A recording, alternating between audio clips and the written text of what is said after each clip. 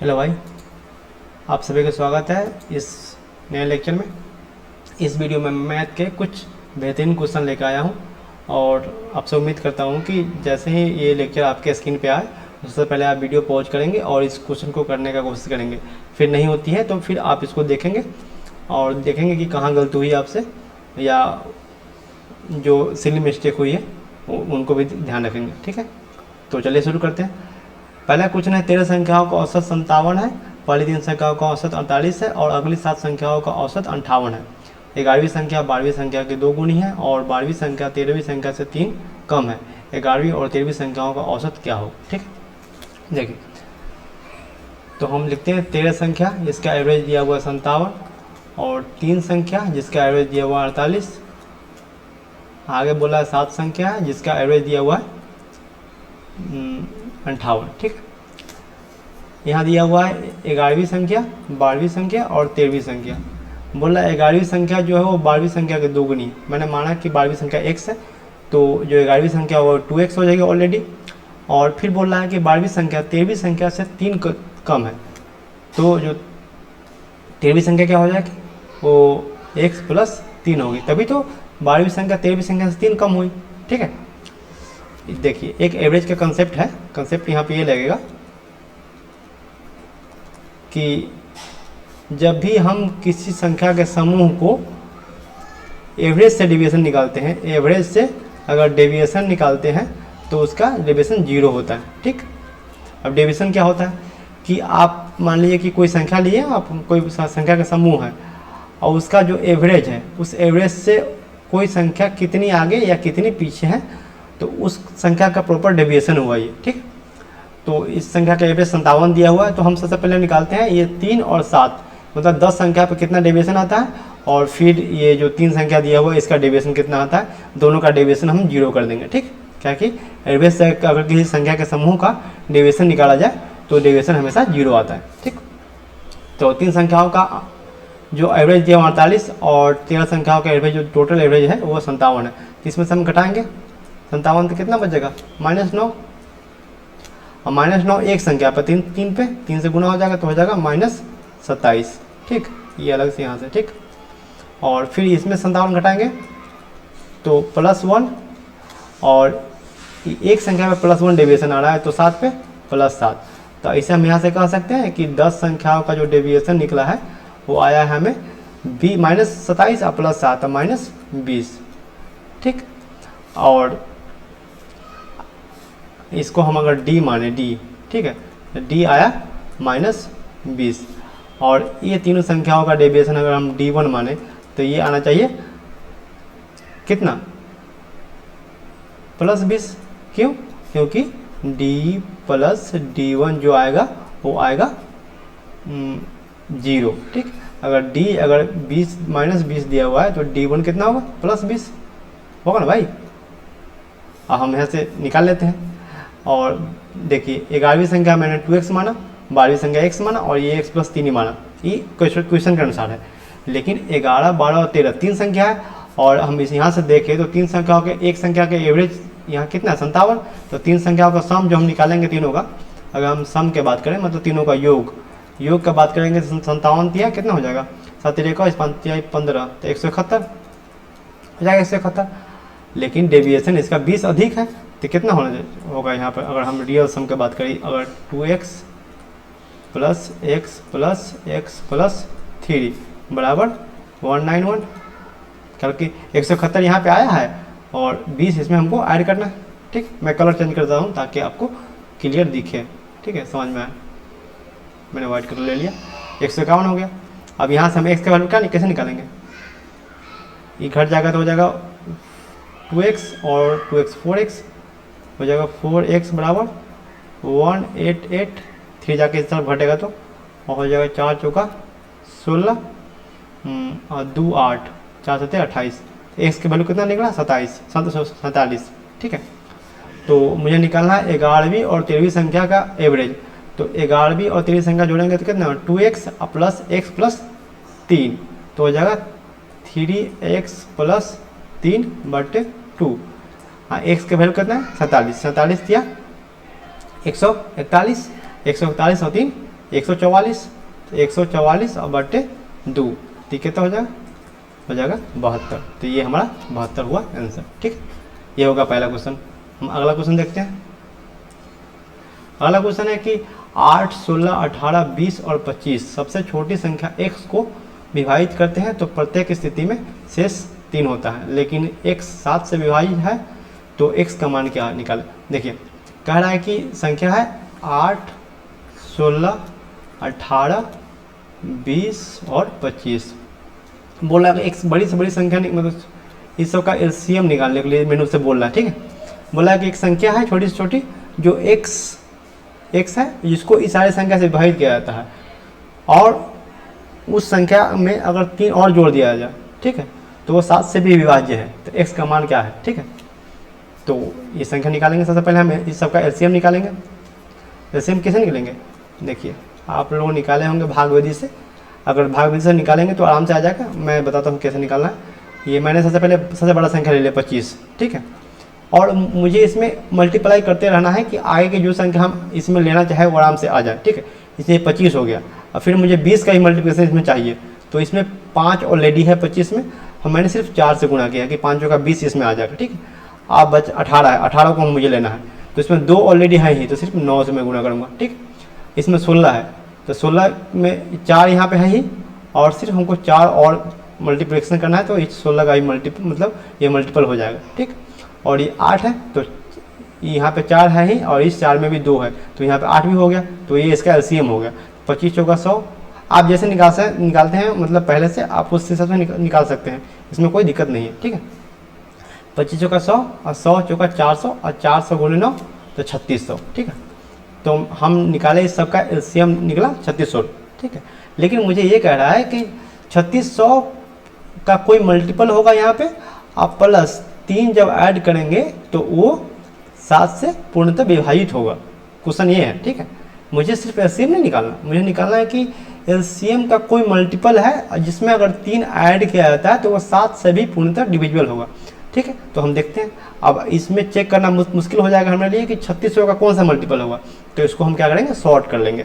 7 से भाग देंगे तो 3500 7 से कट जाएगा, 7 बचे 35, तो हो जाएगा कितना यहाँ पे 100 के प्लस 3 हो जाएगा ना भाई, बटे 7। फिर इसको और शॉर्ट करना चाहे तो 14 से 98 हो जाएगा, तो हो जाएगा 2k, 98 के कट जाएगा 2k प्लस 3, ये होगा इसका शॉर्ट फॉर्म बटे 7। ठीक, तो अब इसको हम यहाँ से हम k का वैल्यू निकाल सकते हैं कि k का वैल्यू क्या रखा जाए ताकि ये ऊपर वाला जो संख्या मैंने घेरा है वो 7 से पूर्णतः डिविजिबल हो। k का वैल्यू 1, 2, 3 कुछ भी रख सकते हैं आप अपने हिसाब से, जो जिस पे ये सेटिस्फाइड हो जाए। मैंने 1 रखा तो 2 का 2 और 3 5 हो गया, तो नहीं कटेगा। अगर 2 रखता हूँ मैं तो 2 दूनी 4 और 3 7, मतलब 7 से 7 कट जा रहा है। ठीक है, तो 7, तो यहाँ पे k का वैल्यू कितना हो जाएगा 2, ये 2 जो मैंने लिखा है k का वैल्यू 2 हो जाएगा, क्योंकि 2 दूनी 4 और प्लस 3 7 हो जाएगा। ठीक, तो 7 कटेगा तो k का वैल्यू निकला 2। तो हमारी संख्या कौन सी हो जाएगी, ये संख्या हमारी हो जाएगी 3600 गुने 2 प्लस 3, ये हो जाएगा 7203। ठीक है, तो ये हमारा 7203 आंसर हो गया। आई होप कि आपको समझ में आ रहा होगा क्वेश्चन। चलिए अगला क्वेश्चन देखते हैं। अगला क्वेश्चन है कि 5000 और 5500 के बीच वह सबसे बड़ी संख्या कौन सी है जिसे 12, 16, 24 से विभाजित करने पर शेष 9 बचता है। देखिए मुझे एक संख्या निकालनी है जो 5000 और 5500 के बीच हो, और वो उससे 12, 16 और 24 से विभाजित होने पर उस शेष पर 9 आता हो। ठीक है, ये सेम जो पिछला क्वेश्चन मैंने किया उसी पे बेस्ड है। ठीक है, बस थोड़ा सा ट्विस्ट है क्वेश्चन में। 12, 16 और 24 का मल्टीपल देखना मुझे। ठीक, और तो इससे क्या करेंगे, इसका एलसीएम निकालेंगे सबसे पहले। तो 24 जैसे मैंने निकाला 24, और इसमें 8 और 3 है। ठीक है ना, इसे 8 गुणे 3 लिखते हैं ना 24 को, तो 8 ऑलरेडी है, 16 करने के लिए इसमें 2 से गुना और गुना कर देंगे। ठीक, और 24 में 12 ऑलरेडी है, तो इसका जो एलसीएम होगा कितना हो जाएगा ये मैं इरेज कर देता हूँ थोड़ा सा, यहाँ पर गुना नहीं। ठीक, ये हो जाएगा 24 ना 48 हो गया। लेकिन 48 तो एलसीएम हो गया इसका, ये 12, 16, 24 का, लेकिन जो मुझे संख्या चाहिए वो चाहिए 5000 और 5500 के बीच। तो 48 का कोई मल्टीपल होगा जो 5000 और 5500 के बीच जाएगा, उसमें 9 ऐड कर लेंगे। ठीक है, तो सबसे पहले आप इसको हमको गुना करना पड़ेगा, 100 से करें, 105 से, 110 से, इस हिसाब से करना पड़ेगा। तो इस ऐसे क्वेश्चन में हम क्या करेंगे, ऑप्शन के थ्रू चल जाएंगे ताकि मेरा समय बचे। ठीक है, देख लेते हैं ऑप्शन, पहले देख लेते हैं। देखिए ये है 58 से 14, तो ये तो रडार से ही बाहर है, नहीं बाहर है। 5000 से 5500 के बीच हमको देखना है, लेकिन ये 58 से 14 है, तो ये बाहर हो गया। अब दूसरी बड़ी संख्या कौन सी, ये है, और ये दोनों 51-5100। तो सबसे पहले मैंने इसको चेक करना है, क्योंकि यहाँ पूछ रहा है बड़ी से बड़ी संख्या। देखिए बड़ी संख्या बोला नहीं, यहाँ बड़ी संख्या कौन सी है। ठीक, तो सबसे पहले मैं इसको चेक करूँगा। अगर तो 48 के प्लस 9 मैंने रख लिया यहाँ पर, एक इसका मल्टीपल है कि नहीं, मुझे सिर्फ ये चेक करना कि 48 के मतलब इस फॉर्म में संख्या आ रही है कि नहीं आ रही। तो यहाँ से हो जाएगा के बराबर क्या हो जाएगा, 5481 में से 9 घट गया तो हो जाएगा 5472, 5472 बट्टे 48। अगर इसको हम 4 से काटें तो हो जाएगा 12, और 4 से 13 चौका 52, और 2 छक 24, सॉरी 4 छक 24, और 3 8 4 8 32। 12 से काटेंगे तो 12 1 12, 16 हो जाएगा, 12 के 12, और 4 8 12 48, मतलब 114 के का वैल्यू अगर 114 रखते हैं तो ये संख्या हमारी आ रही है, तो ये इसको सेटिस्फाइड कर रहा है, तो ये इसका आंसर हो जाएगा। आप इसको के वैल्यू ऐसे 100, जैसे मुझे पता चल रहा है कि 5000 के प्लस रखना है, तो 100 रखेंगे तो कितना होगा 4800, उस हिसाब से हम बढ़ाते जाएंगे। तो 105 रख दिए, 110 रखे, इस हिसाब से मैंने क्या किया, इसको ऑप्शन के थ्रू चला गया ताकि मेरा टाइम बच सके। ठीक, आप वैसे भी कर सकते हैं। ठीक है, अगला क्वेश्चन है कि वह सबसे बड़ी संख्या कौन सी है जिससे 9431957 से विभाजित करने पर 7 और 1 शेष बचता है। ठीक है, और बड़ी से बड़ी संख्या क्या है, मतलब हमको निकाला हाईएस्ट कॉमन फैक्टर जिससे 943 और 1957 को विभाजित करने पर 1 शेष बचता है। देखो ये 943 और ये है 1957। ठीक, तो बोला है कि इसमें 1 शेष बचता है, मतलब 943 से, सॉरी इसमें 7 शेष बचता है, 943 से 7 कम और 1957 से 1 कम, जो संख्या होगा उस दोनों का हाईएस्ट कॉमन फैक्टर निकालना, मतलब एचसीएफ निकालना मुझे। तो 943 में 7 घटेगा कितना, 936, ये हो गया एक संख्या, और एक संख्या होगा 1956। ठीक हो गया, तो अभी दोनों का मुझे एचसीएफ निकालना है। एचसीएफ कैसे निकालते हैं, भाग विधि से निकाल सकते हैं, क्योंकि दो संख्या है, इजी भी पड़ेगा। 936 और 1956। ठीक, मैंने 2 मरते कटाए तो ये हो जाएगा 1872, ये हो जाएगा 4, और 15 में 7 गया 8, 84। फिर मैंने इसको किया 9 9 3 6, यहाँ ऊपर लिख देता हूँ। ठीक है, 1 मरते जाएगा तो हो जाएगा 84, कितना बचेगा यहाँ पे बचेगा 3 और 6 9 6। ठीक है, फिर से जाएगा 1 मरते तो बचेगा कितना, ये 84, तो यहाँ बचेगा 12, फिर 12 है और यहाँ पे आ जाएगा ये 84, 12 से 84, मतलब ये जो संख्या आती है लास्ट जिसे भाजक बोलते हैं, लास्ट भाजक जो होती है वही होती है एचसीएफ। तो यहाँ पे एचसीएफ निकल जाएगा 12, तो वो संख्या 12 है जिसकी मुझे तलाश थी। ठीक है, अगला क्वेश्चन देखिए, 86 51 80 18 78 07 को सबसे बड़ी संख्या x से विभाजित किया गया है, तो प्रत्येक स्थिति में शेष समान था, तो x का मान क्या है। ठीक है, देखिए कोई संख्या दिया गया है 8651 80 18 और 78 07। ठीक है, इसमें बताया गया है कि ये सारे संख्या बड़ी से बड़ी संख्या से विभाजित किया जाता है, मतलब उसके मैक्सिमम जो नंबर है उससे विभाजित किया जाना है, और प्रत्येक स्थिति में समान शेष बचता है। तो x का मान, x कोई एक संख्या है, तो यहाँ पे x कौन है, क्या है, x है HCF, उसका हाईएस्ट कॉमन फैक्टर है s, ताकि जो सभी संख्याओं को डिविजिबल कर रहा है और उसमें समान शेष आ रहा है। ठीक, तो इसे हम क्या करेंगे, इसमें इसका HCF निकालेंगे, 8651 और 7807, फिर यहाँ पे 80 18। मैंने ऐसा त्रिभुज टाइप में इसलिए लिखा है ताकि देखिए कोई भी संख्या दिया गया है, एक बात आप ध्यान रखेंगे कि किसी भी संख्या का जो 2 या 2 से अधिक संख्या है उसका जो HCF होगा उस संख्या का अंतर से बड़ा नहीं हो सकता। जब होगा उसका अंतर होगा या अंतर के कोई फैक्टर होगा, ठीक है। तो अगर 2 संख्या दिया है तो मैं तो आराम से भाग विधि से कर लेता, लेकिन 3 संख्या दिया हुआ है तो मैं क्या करूँगा, इसका अंतर से चला जाऊँगा कि इसका अंतर क्या आ रहा है, और इस अंतर का जो HCF आएगा वो संख्या का HCF आएगा, ठीक है। तो इसका अंतर निकालेंगे तो कितना हो जाएगा, ये हो जाएगा ये 18 और 33 और ये 633 हो जाएगा यहाँ पे अंतर। अगर यहाँ पे बात करें कितना हो जाएगा, ये हो जाएगा ये 11 और ये 200, ये हो जाएगा 211। यहाँ पर अगर बात करें तो ये हो जाएगा 44 और ये 78 86 844। देखिए तो क्या क्या अंतर आया। पहला अंतर, मैं कलम चेंज कर लेता हूँ कलर तो आपको क्लियर दिखेगा, ठीक है। किसे पीला से करता हूँ, ठीक है। तो इसका अंतर आया 633 844 और 211, ठीक है। तो अब इस संख्या देख के आपको लग रहा होगा कि ये जो डिफरेंस मैंने निकाला है, ठीक, तो ये इसका जो HCF होगा, इस तीनों संख्या का जो HCF होगा वो जो ऊपर की संख्या दी हुई है इसका भी HCF होगा। ऐसा जान लीजिए आप कि जैसे संख्या दिया हुआ है ये तीनों संख्या, तो ये तीनों संख्या का जो अंतर होगा, जो HCF होगा वो इसका अंतर या अंतर का कोई फैक्टर होगा, ठीक। तो इसका 633 है और 844 है और 211 है। तो यहाँ से मुझे देख के ये पूरा एहसास हो रहा है, मतलब समझ में आ रहा है कि 211 बड़ा से बड़ा नंबर है इसका, जो ये इससे 4 मरतबे कट रहा है। ये इसे 4 से गुना करेंगे तो ये 844 हो जाएगा, 3 से गुना करेंगे तो 633 हो जाएगा। मतलब जो 211 है वही इसका हाईएस्ट कॉमन फैक्टर है, ठीक है।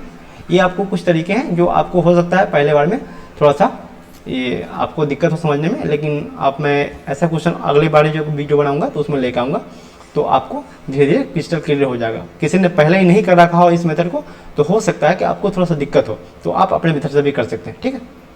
चलिए अगला क्वेश्चन है कि एक शहर के 3 वर्ष पहले और 2 वर्ष पहले की जनसंख्या में क्या अंतर होगा, जिसकी वर्तमान जनसंख्या कितना है 110,000 है, सॉरी, ठीक है। तो चलिए, और जो हर साल 25% की दर से बढ़ रही है, मतलब कि 4 से 5 हो गया एक साल में, फिर अगले साल में 4 से 5 हो गया, फिर अगले साल में 4 से 5 हो गया। 25% का मतलब क्या ना होता है 25/100। तो ये काटेंगे तो 1/4 हो गया, मतलब 4 से 1/4 पे 1 बढ़ रहा है, ठीक है। यही होता है 25% का मतलब। आपने परसेंटेज पढ़ा होगा तो आपको ये पता होगा। चलिए मैं इसको मिटा देता हूँ, ठीक है। अब इसको करते हैं, ठीक। देखिए फिर इसको अगर शॉर्ट कर दे तो ये हो जाएगा 125। मैं 3 साल का निकाल रहा हूँ, ठीक है। ये हो जाएगा 125, एक ही बार में निकाल के मैं समझा रहा हूँ आपको। ये यहाँ पर हो जाएगा तो ये हो जाएगा 100, 25 चौका 100, ये रेशियो में बता रहा हूँ, ठीक। यहाँ पे हो जाएगा 4 चौका 16, 16 पंचे 80। इसमें रेशियो कॉन्सेप्ट भी इनबिल्ड हो गया। देख रहे कितना अच्छा क्वेश्चन मैं लेकर आया आपके लिए, ठीक। ये 64, 80, 100, 125। ये प्रेजेंट का है, ये 1 साल पहले का, ये 2 साल पहले का, ये 3 साल पहले का, ठीक है। ये ईयर है, मैंने लिखा ईयर लिखा। तो प्रेजेंट का मैंने जो रेशियो लिया है 125 है अभी, ठीक है। 1 साल पहले 100 थी और 2 साल पहले 80 थी और 3 साल पहले 64 थी। तो मुझसे पूछा गया है कि 3 साल पहले और 2 साल पहले की जनसंख्या में क्या अंतर रहा होगा। तो अंतर कितना है यहाँ पे 16 का है ना भाई, यहाँ पे 16 का अंतर है ना। और मुझे 125 मतलब अभी प्रेजेंट की जो ये दिया हुआ है जनसंख्या दी हुई है, तो मुझे 125 की जो वैल्यू है वो दे रखी है कितनी 110,000, ठीक। तो मुझे निकालने कितनी 16 की, ठीक। तो क्या करेंगे हम लोग 110,000 बटे 125 गुने 16, ठीक है। गुना आप अपने हिसाब से कर सकते हैं, उसमें कोई दिक्कत नहीं। मैं जो अपने करता हूँ आप देख सकते हैं। 25 पंच 125 और मैंने यहाँ से 2 जीरो हटा दिए, 25 चौका 100 तो गुने 4, ठीक। ये सॉरी 11 मत समझना कोई, ये 4 है, ठीक। और इससे कटेगा तो ये 20 पंचे 100, ये गुना में हो गया। मैं डबल जीरो को 100 लेके इसको काट दिया, ठीक। तो ये कितना हो जाएगा 11 दूना 22, 22 चौक 88, तो 880 गुने 16। इसको और गुना करेंगे तो 0, 16 8 128 हाथ में 12, 16 8 128 और 12 140। तो 140 80 जो होता है हो जाएगा ये दूसरी वर्ष और तीसरी वर्ष की जनसंख्या का अंतर हो जाएगा। ठीक, चलिए अगला क्वेश्चन देखते हैं। अगला क्वेश्चन है कि 3 व्यक्ति एम, एन और पी वे 150 मीटर लंबे एक वृत्ताकार ट्रैक के चारों ओर एक ही दिशा में दौड़ रहे हैं। उनकी गति क्रमशः 20 मीटर प्रति सेकेंड और 25 मीटर प्रति सेकेंड है। 20 मीटर प्रति सेकेंड 20 मीटर प्रति सेकेंड, 15 मीटर प्रति सेकेंड और 12 मीटर प्रति सेकेंड है। यदि वे एक ही समय और एक ही बिंदु पर दौड़ना शुरू करते हैं तो वे कितने समय बाद पहली बार मिलेंगे। देखिए, एक फर्स्ट सा कंसेप्ट मैं आपको समझा दूँ। ये एक वृत्ताकार सर्कल है और इस पर दौड़ रहे हैं। मान लीजिए ए भी दौड़ रहा है, बी भी दौड़ रहा और सी भी दौड़ रहा है। इसका ये 10 सेकंड में पूरा कर लेता है चक्कर, ये 20 सेकंड में पूरा कर लेता है और ये 30 सेकंड में पूरा कर लेता है। मैं आपसे पूछूं, ये सेकंड है, ठीक है, मैं आपसे पूछूं कि ये अगली बार कब मिलेंगे। जैसे आपने पढ़ा होगा कि एक ऐसा क्वेश्चन आता है कि 3 घंटे बांधी गई है, एक 5 सेकंड में बज रही है, एक 7 सेकंड में बज रही है और एक 8 सेकंड में बज रही है। तो आप फिर पूछा जाता है आपसे कि जो अगली बार कब बजेगी तीनों एक साथ में। सेम उसी पैटर्न पे ये क्वेश्चन है कि मान लीजिए इसको 10 सेकंड लगते हैं, इसको 20 सेकंड लगते हैं, इसको 30 सेकंड लगते हैं एक चक्कर लगाने में। तो अगली बार फिर से ये पहली बार कब मिलेंगे, तो आप बोलेंगे 60 सेकंड मिलेंगे। ठीक है, आपने ऐसा क्यों किया? क्योंकि आप इन तीनों का एलसीएम ले लिया, एलसीएम ले लिया। आप बोलोगे कि जब ये 2 चक्कर लगा लेगा, जब ये 3 चक्कर लगा लेगा, ये 6 चक्कर लगा लेगा, तो सब एक ही पॉइंट पे हम मीट करेंगे, तो इसलिए सबका एलसीएम लेना जरूरी होता है। ठीक, सेम क्वेश्चन यही है। ठीक, अब मैं आपको ये क्वेश्चन करके दिखाता हूँ। देखिए, तो इसका स्पीड दिया हुआ, पहले मैं एक और कंसेप्ट थोड़ा सा भाई रुक जाओ।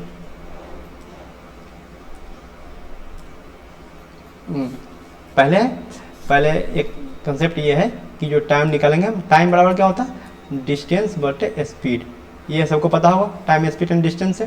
ठीक है, तो पहला दिया हुआ है ये मैंने मान लिया एम और एन और यहाँ पे पी। ठीक, तो पहला 150 मीटर की दूरी है, इसका स्पीड है 20 मीटर प्रति सेकेंड, और इस जो दूसरा है एन, उसका 150 मीटर की दूरी है, इसका जो स्पीड है वो 15 मीटर प्रति सेकेंड, और जो तीसरा है जो 150 मीटर की दूरी तय करता और इसकी स्पीड जो है वो 12 मीटर प्रति सेकेंड। ठीक, तो ये क्या निकला मुझे, ये सबका समय निकला सेकेंड में। ठीक, अब क्या करूँगा, मैं इस सारे का एलसीएम ले लूँगा।